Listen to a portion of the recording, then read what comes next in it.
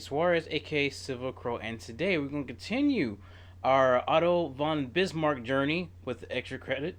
And, well, all I can say is shout out to Mega Twindigo for suggesting these videos, and let's get started. As Bismarck moved from radical to pragmatic, he was at last offered a position in which he would shine the position of envoy, diplomat, and deal maker.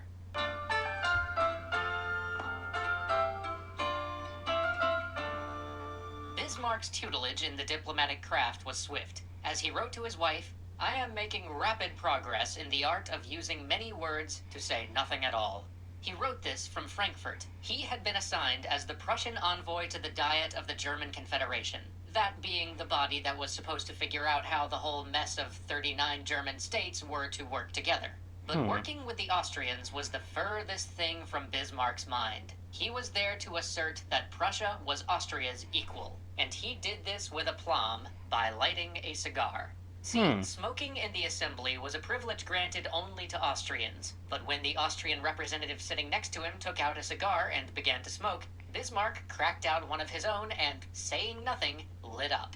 The press loved it. His enemies loved it too. When he returned to Berlin, one of them claimed publicly that the only thing Bismarck actually accomplished in Frankfurt was burning a cigar. And, of course, because old habits die hard, one thing led to another, and the ever-diplomatic Bismarck found himself once again on the field of honor, trading shots with a fellow Prussian over a cigar burnt to snub the Habsburgs. But his time in Frankfurt taught him one thing.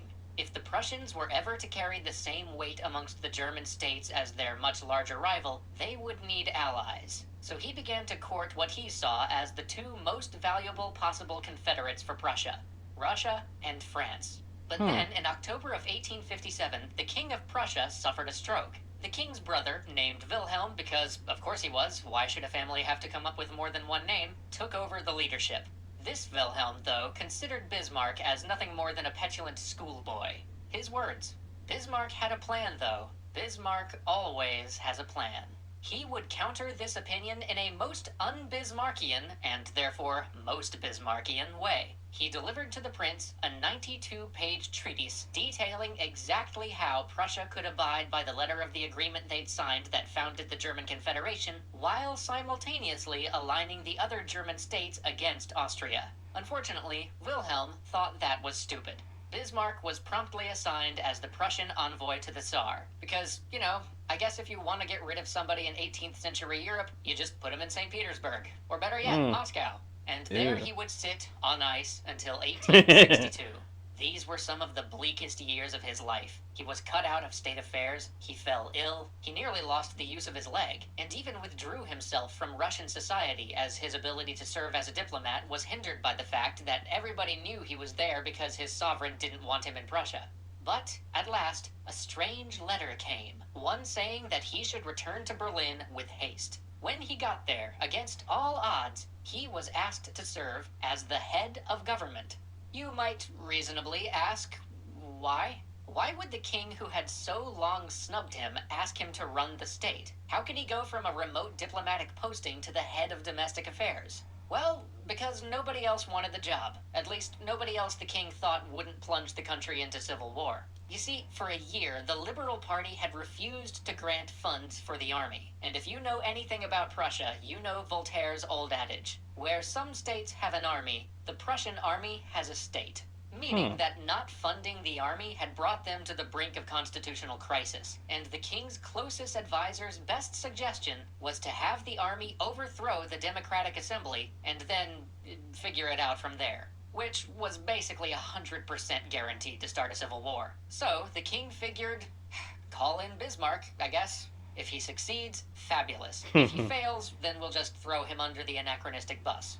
As the announcement went out, no one in the wider world of Europe really thought he had a chance. Neither did many in Prussia. For 2 weeks, Bismarck had to scramble to pull together a cabinet, because nobody thought his government would last. Simultaneously, he also had to bolster the spirit of the king, who, in his dejection, was continuously on the brink of giving in.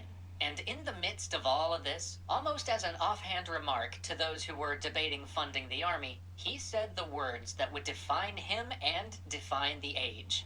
The great questions of the day will be decided not by speeches and majority votes, that was the great mistake of 1848 and 1849, but by iron and blood.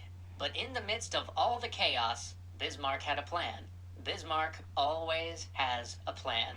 If he couldn't get to the Landtag to do what he wanted, well, then he would just have to do what he wanted anyway. You see, the king and the parliament were supposed to agree on any new budget before the government could collect taxes on that budget and do with them whatever they wanted.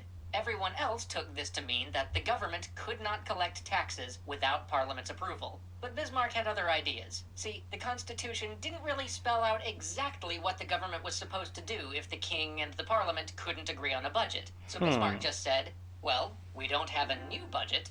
Guess we have to keep collecting taxes based on last year's budget. And so sent out the king's tax collectors to do what they did best. For nearly half a decade, the government would continue to collect the 1861 budget, and the king would have a stream of revenue without asking Parliament for a thing. With that settled, Otto now had the prestige and the freedom to turn to what he saw as his larger project, positioning Prussia to be the preeminent power in Germany when the German states finally unified. He moved rapidly. First, he checked in with France to see if they would stay neutral, or perhaps even join Prussia if an armed conflict broke out between them and Austria.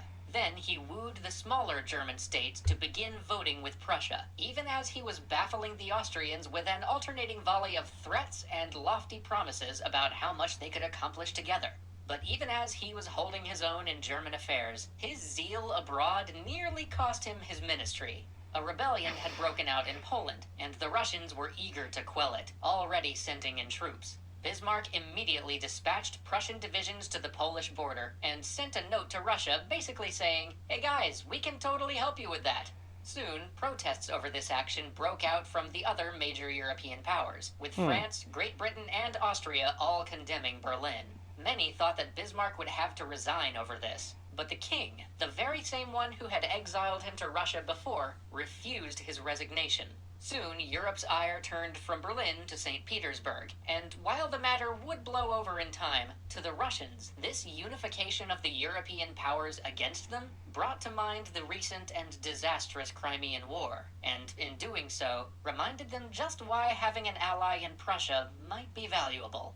But just as this affair was being put behind him, his great project was again in jeopardy. The Emperor of Austria had invited the Prussian king to a congress of princes to discuss the matter of German unification.